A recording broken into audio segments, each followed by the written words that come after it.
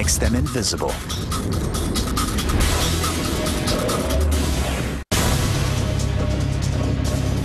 Mr. President, we have some exciting news. The Solaris team has discovered a substance which has the capacity to transform more than 80% of sunlight into electricity. Congratulations. Well done. Mr. President, there is a problem, though, sir. We are now positive that Beijing was behind the attacks on our Central Asian oil supplies. Well, China cannot be trusted. What do you suggest? Well, We Mr. keep the President, discovery to ourselves. How? We make the Chinese scientist a very generous offer. Beijing will go ballistic if they find out. let's hope not, sir. The bottom line is we need those pipelines back. Mr. President, I request permission to put all our forces in Central Asia on standby. I'd also like to authorize additional reconnaissance flights and deploy special forces near the pipelines. Permission granted. I'm a scientist, but I was once a soldier in the United States infantry. And the Army drills into us one fundamental fact. It takes humans, not machines, to take and hold territory. This means that we will have robots and drones on the battlefield, but they'll be useless without their human controllers. To keep the soldier of the future alive on the battlefield, engineers are focusing not just on weaponry, but on smart armor. At the Soldier Systems Center in Massachusetts, researchers are guiding the development of this armor. It will be soft, comfortable, lightweight. But the instant it is struck by a bullet, it becomes impenetrable. MIT researcher Stephen Samuhus is developing a material to create the new armor. What makes it special is its ability to change properties. To demonstrate, Samuhus uses iron shavings suspended in oil. When placed near a magnetic field, the substance stiffens. When removed, it relaxes. So this special liquid, which is a magnetorheological liquid, in the absence of a magnetic field, has something in the consistency like a runny yogurt. But in the application of a magnetic field, it becomes the consistency of something like peanut butter. It has a yield stress it's very difficult to push through. This lends itself quite well to perhaps making a dynamic body armor for soldiers, something which is soft and pliable and adheres to the contours of a soldier's shape when not in use. But in the incidence of a blunt object or a bullet, it can become stiff as a board.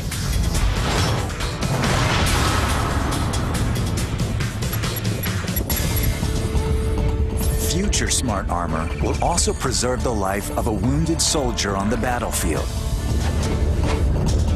Special polymers will act like artificial muscles. Each molecule will expand or contract when needed to provide CPR to a wounded soldier. Vital signs and whereabouts will be transmitted to a command center which will send help.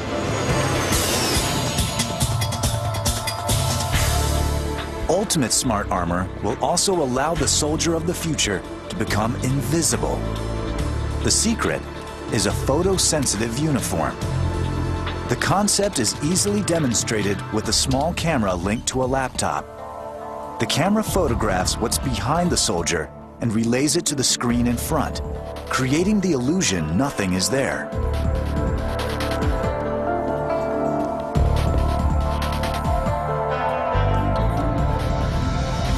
In the future, imagine uniforms blanketed with tiny cameras linked to miniature screens on the opposite side, making the soldier invisible.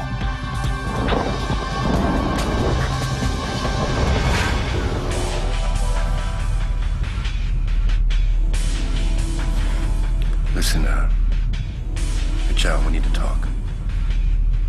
First off, I checked with home base and promised to send them the data ASAP. What? Why did you do that? That's standard procedure. You should have spoken to me first.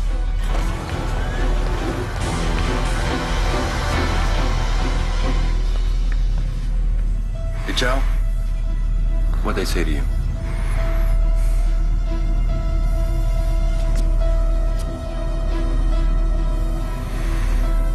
They abducted my wife.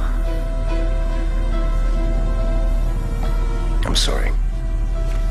My government is demanding the formula for themselves. Bob, you have to help me. I have less than 4 hours to send Beijing the formula and destroy the data.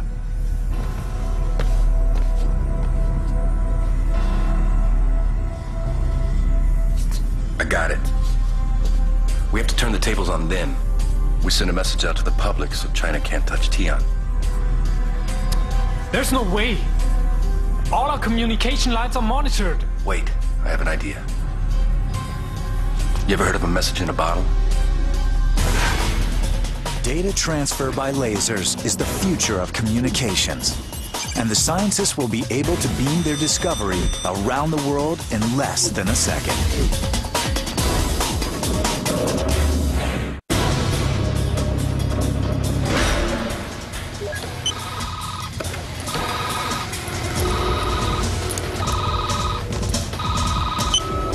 Paula Keller? Dr. Keller, this is Hudson at the landing platform. Dr. Sanders just sent down a piece of the photo generator for repair. He said he needs it back immediately. What are you talking about? I just fixed that yesterday. Well, all I know is it's on its way over. Scientists plan to use laser technology to broadcast their discovery. But there's a glitch. We should be able to change the wavelength from energy to a 847 nanometer data beam. What do you mean we should be able to? I've never had to make the switch before. Great. Let's move. Right now, you are in the middle of a traffic jam. Not of cars, but of data. The internet is being overwhelmed. Now, fiber optic cables help to relieve this digital congestion a bit, but it's simply too expensive to wire up the entire planet. So why not use satellites to transmit vast amounts of data by laser beams? Then you could send the entire Library of Congress anywhere in the world in a matter of seconds. Or you could download a dozen Hollywood movies in a blink of an eye. Scientists at the German Aerospace Center have a reason to stay up tonight. They're waiting for a Japanese satellite to pass overhead. Most satellites beam data such as television signals by microwave. But tonight, for the first time, scientists will try to beam data 100 times faster by laser. If tonight's experiment succeeds, someday you'll be able to share 3D images, data, and virtual worlds instantaneously across the globe. Today's torrent of information will become a tidal wave.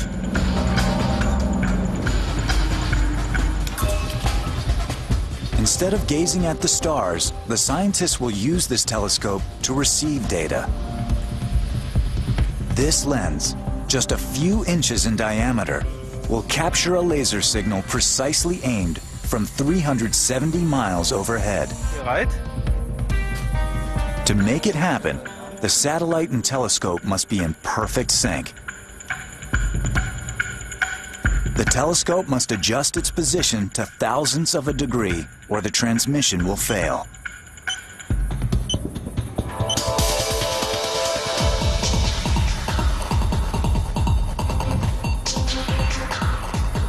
The final countdown. The telescope tracks the satellite across the sky. It has the satellite in its sights. It works. Yes, we now have the signal from the satellite. We have here a very good signal. And that is the technology that could be used in future to transmit a vast amount of data from space.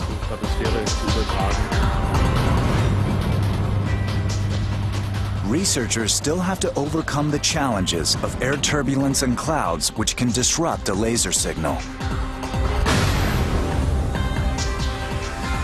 But in the future, scientists foresee scores of Zeppelins in the stratosphere that will send data around the world by laser at speeds 100 times faster than today.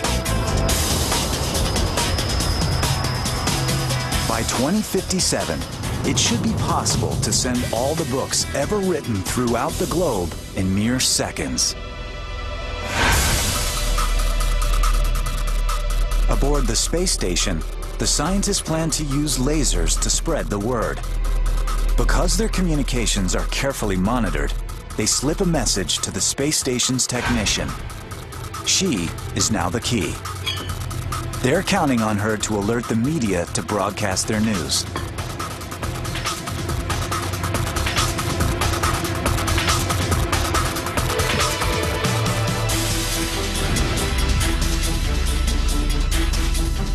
You got 30 seconds.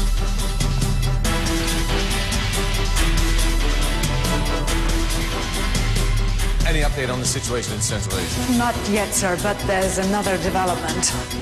Breaking news from space, from the solar research station Solaris. Outside sources have just informed us of a major breakthrough in solar power research. We now go live to Dr. Wang and Dr. Sanders on the space station. We've discovered a material that is so efficient it can absorb and convert 3 times as much sunlight into electricity as previous materials. Dr. Wang? I'd like to thank my government for watching over my wife during my absence. I look forward to seeing her when I land. And we wish to thank the leaders of our nations and the European Union for their spirit of cooperation. To verify our discovery, we'll now send the formula via laser beam to laboratories in China and the United States, and to the major solar research centers on Earth. Let's do it.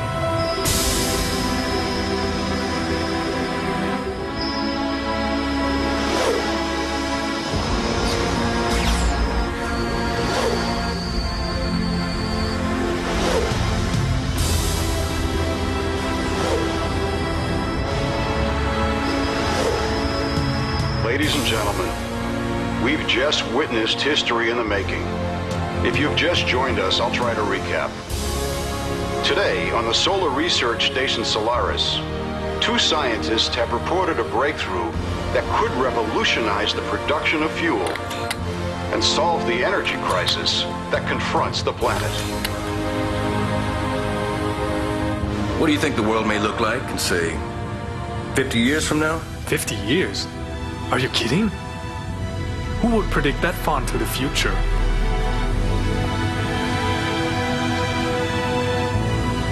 Maybe cities on Mars? Intergalactic travel? Another big, blue, beautiful Earth? Here's one for you. The future belongs to those who believe in the beauty of their dreams. Confucius? Try again.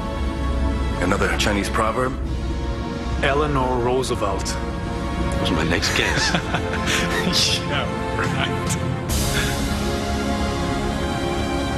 Will technology ever solve our looming energy crisis and save the planet? Yes, I think it will. But I wouldn't put my money on any one particular breakthrough. Rather, it's going to be an energy mix of solar, wind, hydrogen, fusion, maybe nuclear. So let's hope that we find a way. Because even if we do colonize outer space, it's always nice to have a home to come back to. Want a taste of life in the city of the future? Or hear more from futurist Michio Kaku? Go to discovery.com/2057. Interact in the future zone.